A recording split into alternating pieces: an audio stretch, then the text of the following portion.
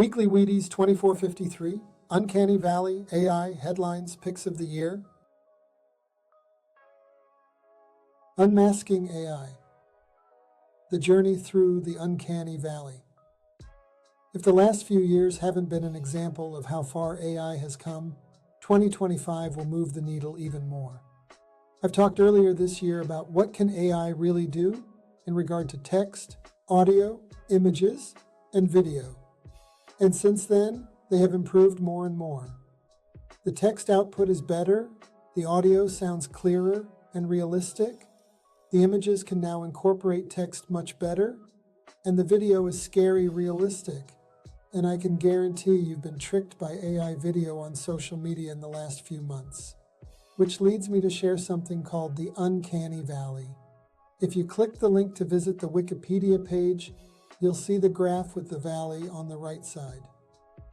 Essentially, this graph is showing the human likeness of something we see or hear, compared to our emotional response of seeing or hearing that thing. On the left side, we see how robots become more humanoid compared to stuffed animals. Then we get into zombies, prosthetics, and puppets. We know some things are not human, and they don't bother us. However, the more human-like something becomes, the little things throw us off, and they make us feel very uncomfortable. It is also akin to the, "I don't know what it is, but something feels off" comments you may have made before. Again, as AI becomes more and more capable, this valley must be part of that process. Things will be bad, uncomfortable, and weird before they become more normalized.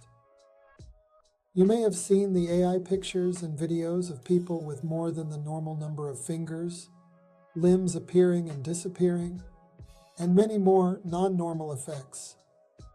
These are becoming less and less common, with AI creating very lifelike and realistic stock media. However, as it progresses, there are even arguments on if AI is actually good for Hollywood. In the fake world, this is easy to do. Google's DeepMind Genie 2 is helping grow the video game space and creating new open worlds here. There are also tons of other tools and apps available for professional and personal use, allowing people to dream big and create things previously unable to do, at least inexpensively and quickly. There are people who are very creative in their search for entertainment, helping bridge these gaps too. And if it helps solve a real-world problem, then that's just a bonus. A few examples of this in practice include animated drawings from Metafair, World Labs, a tool to generate worlds from pictures, Google Gaming with AI, Unbounded. AI Granny is happy to talk with phone scammers all day. However, AI is much more than art, literature, and helping you write stories or jokes. Which is funny because these are two of the main areas people thought would be some of the last places for AI to work towards. Some recent headlines share some amazing things AI is helping across the scientific and engineering world too. Google's DeepMind and Nature.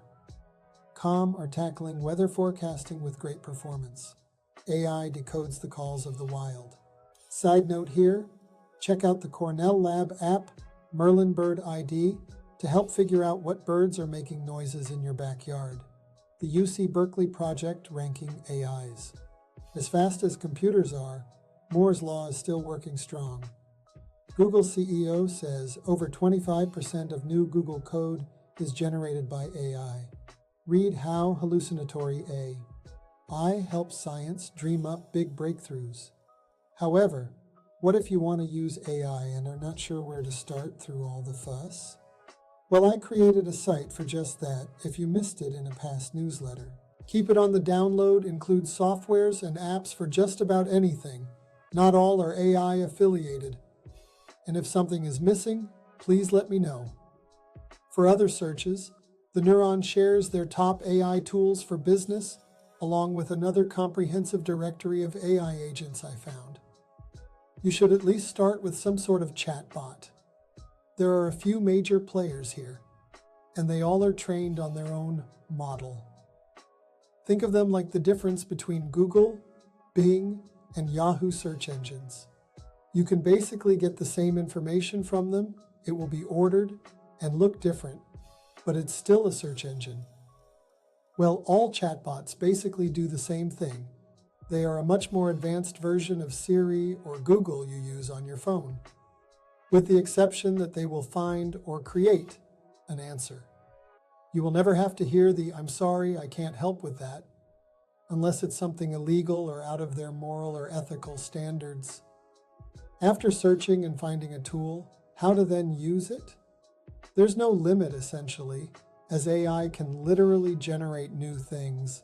So don't be scared to play around with a chatbot.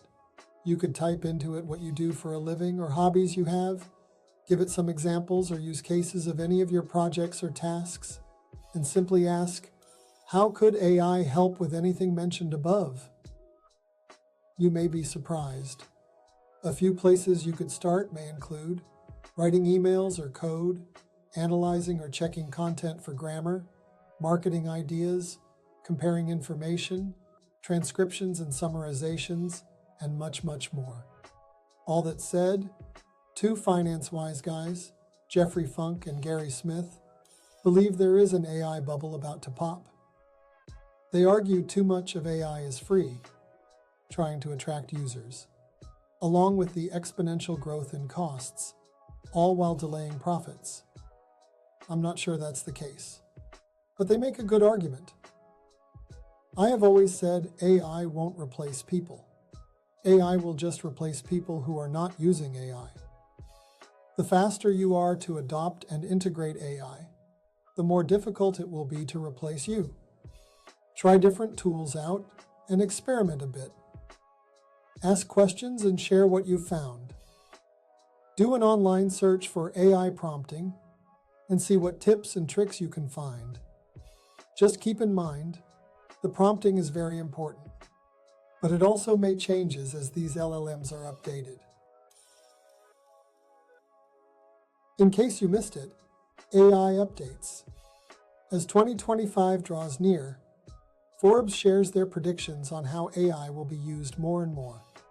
Just from the post above, we can see how AI is used across disciplines, especially in enterprise. With the 12 days of OpenAI coming to a close, there were announcements for search and integration with desktop apps, and you can even text via WhatsApp or call ChatGPT at 1-800-ChatGPT. Lastly, they also announced new models, O3 and O3 Mini. Not to be outdone, Google released Google's Veo2 to compete with OpenAI's Sora. In case you missed it, quick headlines. Apple joins Google antitrust fight to protect 20B's search partnership. Honda and Nissan to merge. Honda will take the lead. NASA spacecraft just plunged into the sun and broke stunning records. Historical mysteries solved by science in 2024. Pick of the week, end of the year. Picks. To end the year, how about some picks from 2024 throughout entertainment, nature, and social media, all the way to the bottom of the ocean? Brain rot is the word of 2024, according to Oxford. Demure is dictionary. Com's word of the year. National Geographic's pictures of the year. Spotify Wrapped 2024. The 10 most searched slang terms in 2024. The 10 wildest underwater discoveries of 2024. Underwater robot discovers more than 100 new species in Chile. The 25 best new apps of 2024. Wikipedia's most popular articles of 2024. The world's top ranked airports for 2024. Year on TikTok. Featured product. Before people start fighting over toilet paper at Costco again, consider saving the money you'd spend on a couple of 48 packs and try out the Lux Bidet NEO 185. They've been used all over the world for years and aren't too mainstream in the US, but maybe one day. I have many friends and family members using and swearing by them, not to mention the number of positive reviews from this particular model. It's friendly to males and females. If you want one with tons of tech, warm water, heated seat, blower, and more, check out the Brondell S1400.